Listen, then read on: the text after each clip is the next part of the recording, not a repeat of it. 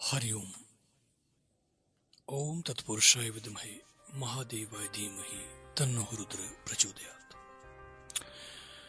स्वागत है आपका हमारे हिंदी यूट्यूब चैनल में। आज की जो जानकारी मैं आपके लिए लेके आया हूँ, जैसा कि आपने थंबनेल पे पढ़ लिया होगा कि बहुत से लोगों के ऐसे सवाल रहते हैं। बहुत लोग कमेंट कर रहे थे, मैसेज कर रहे थे, पूछ रहे थे। कई लोगों ने फ़ोन करके भी पूछा कि यदि पूजा करते समय रोंगटे खड़े हो जाते कई बार, जिस तरह से आपने देखा होगा ठंड में रोंगटे खड़े होते कई बार, रोंगटे खड़े होना, आंखों में आंसू आना, बड़ी बड़ी उबासी आना, शरीर आगे पीछे हिलना, तो ये सब किस चीज के लक्षण है? बहुत से लोगों का ये सवाल था। देखिए, सबसे पहले तो ये होता है कि यदि आप किसी देवी देवता की सेवा कर रहे हैं, इसके दो पहलू हैं। या तो वो, क्योंकि ये जो लक्षण होते हैं, ये लक्षण अगर हम सकारात्मकता की ओर से देखें तो इसमें देखा जाता है कि यदि आंखों में आंसू आते हैं तो उसका मतलब ये होता है कि आपके अंदर की जो नकारात्मक ऊर्जा है वो धीरे धीरे बाहर आ जाती है। यदि आप मंत्र जाप करते हैं, साधना करते हैं, तो उससे आपके अंदर की नकारात्मकता बाहर आती है। शरीर हिलने का मतलब होता है कि जिस देवी देवता की आप सेवा कर रहे हैं उनकी शक्ति आपके अंदर विद्यमान हो रही होती है।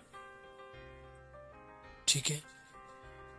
और जहां तक बात आती है रोंगटे खड़े होने की, उसका मतलब ये था क्योंकि हम अपनी आंखों से तो देख नहीं पाते। जो हमारी आत्मा होती है वो देख सकती है, परमात्मा का साक्षात्कार कर सकती है। उसे ये महसूस हो जाता है कि यहाँ सामने कोई सकारात्मक शक्ति है। तो यदि जो हमारे अंदर नकारात्मक शक्ति है वो भाग जाती है फिर वहां से, और हमारा रोम रोम पुलकित हो जाता है सकारात्मक शक्ति को देखकर, अपने इष्ट को देखकर जिसकी हम सेवा कर रहे हैं। तो ये इसके पहलू होते हैं। यदि दूसरी वजह से देखा जाए तो ये नकारात्मकता का भी प्रभाव होता है। एक व्यक्ति थे, उनके साथ भी ऐसा ही हुआ कि वो किसी व्यक्ति के पास गए थे अपना इलाज करवाने, लेकिन उनके साथ क्या हुआ कि कोई नकारात्मक नेगेटिव जो शक्ति है वो उस भगत ने, साधक ने भेज दी। और वो व्यक्ति पूजा पाठ करता था, उसे लगा कि भाई मैं जिसकी सेवा कर रहा हूँ उसकी मुझे सवारी आ रही है, इसीलिए मेरे साथ ये सब हो रहा है। तो वो व्यक्ति जहाँ भी जाता था तो वो मतलब खिलना शुरू कर देता था। तो लोगों को लगा कि भाई ये तो सेवक है, तो शायद हो सकता है इसके अंदर जिसकी सेवा करता है उसकी सवारी आ रही हो। लेकिन ऐसा नहीं था। जब बाद में कहीं दिखाया गया तो फिर उसका पूर्ण पता चला कि ये कोई नकारात्मक शक्ति उसके अंदर खिल रही थी। तो इसका पता कैसे चले? आप सोच रहे होंगे कि भाई अब पता कैसे लगाए हम कि सकारात्मक है कि नकारात्मक है।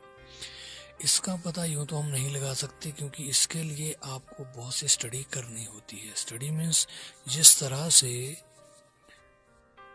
आपने देखा होगा स्कूल में टीचर होते हैं, वो हर चीज को बता देते हैं कि इस चैप्टर में इस जगह ये चीज है और इसका ये आंसर है, ये इस तरह से। वो क्यों बता सकते हैं? क्योंकि उन्होंने स्टडी की है उस चीज की।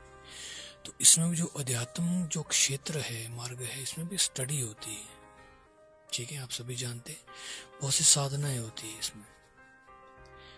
तपोबल जिसका बहुत ज्यादा बढ़ गया हो, बहुत सी साधनाएं जिसने कर दी हो, बहुत सी सिद्धियां जिसके पास हो, वो व्यक्ति इन चीजों को बताने में सक्षम होता है। वैसे तुक्के तो कोई भी लगा लेगा, लेकिन ऐसा नहीं चलता है।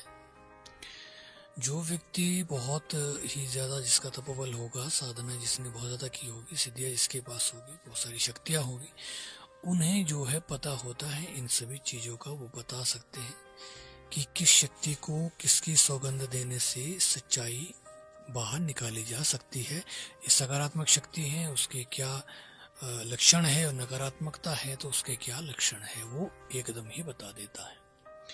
तो यदि आपके साथ भी ऐसा हो रहा है तो आप भी इसका जो है निवारण करे। एक ना एक बार आप जो कहीं ना कहीं दिखा ले।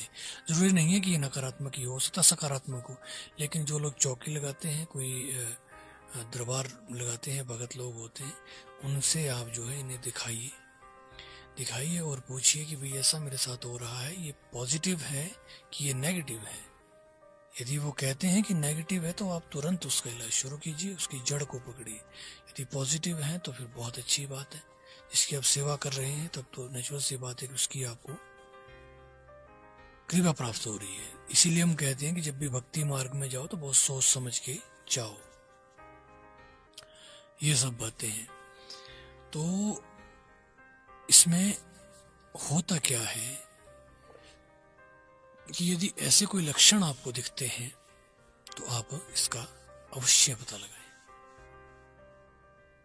इन कारणों से ये सब होता है। तो आज की वीडियो में इतना ही। अगली वीडियो में फिर से मिलते हैं, तब तक के लिए हरिओम। ओम नमः शिवाय, ओम नमः शिवाय, ओम नमः शिवाय।